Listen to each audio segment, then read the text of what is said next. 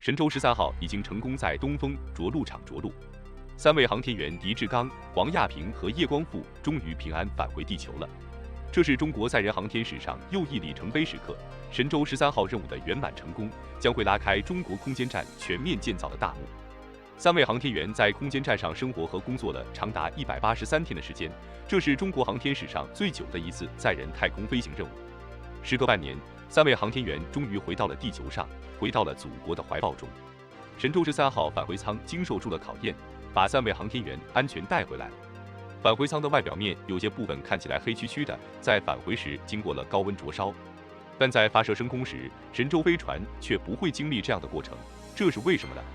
飞船在返回时究竟经历了怎样惊险的考验呢？神舟13号从地面发射升空时，这是一个从速度为0开始的加速过程。用于发射飞船的长征2号 F-13火箭，其起飞重量可达497吨，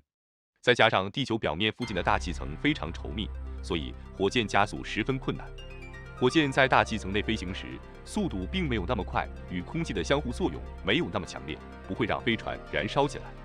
而且在飞船外面还有整流罩的保护，这能防止气动加热效应对飞船产生影响。火箭发射升空约120秒后，逃逸塔分离，此时火箭的高度约为39公里，速度约为1.65公里秒。到了80公里高的空中，火箭离开了稠密的大气层。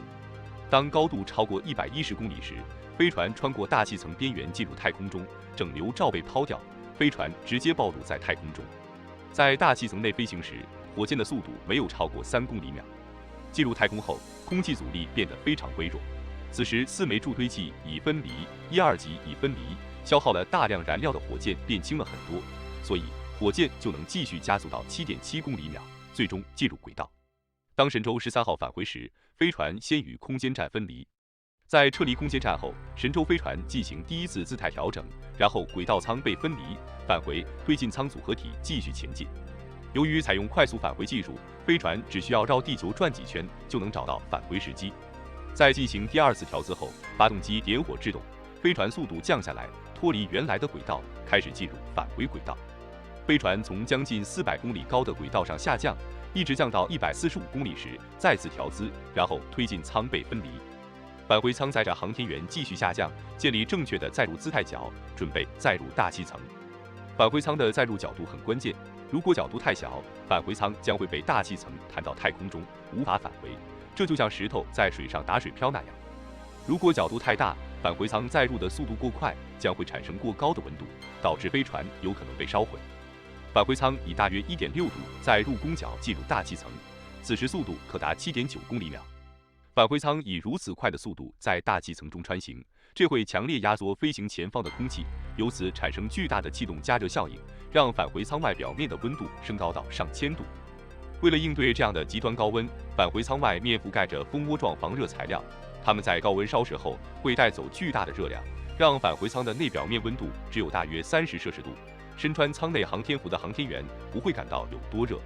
在此期间，返回舱的外面是高温等离子体，航天员通过舷窗能够看到壮观的景象。此时，飞船与地面的通信受到等离子体的干扰而中断，这就是所谓的黑障区，持续大约4分钟。经过大气层的充分减速后，返回舱的速度降为200米每秒。在10公里的高度，返回舱的引导伞、减速伞、主降落伞依次打开，防热大底抛掉。在主降落伞的作用下，返回舱继续减速，直到降为3.5米每秒。在距离地面1.2米的地方，反推火箭启动，返回舱以安全速度在地面上着陆。有些人可能会说了，为啥不让降落伞一开始就打开减速呢？原因有2方面，一方面是返回舱在入时的速度太快，一开始空气比较稀薄，降落伞起不到多少减速作用。另一方面，返回舱与空气发生相互剧烈作用后，还会产生上千度高温。如果早早打开降落伞，无疑会被烧毁，根本无法让返回舱减速。只有到大气层足够稠密，返回舱的温度和速度足够低时，降落伞才能起到有效的减速作用。最后，让我们一起热烈欢迎神舟13号的3位航天员回家，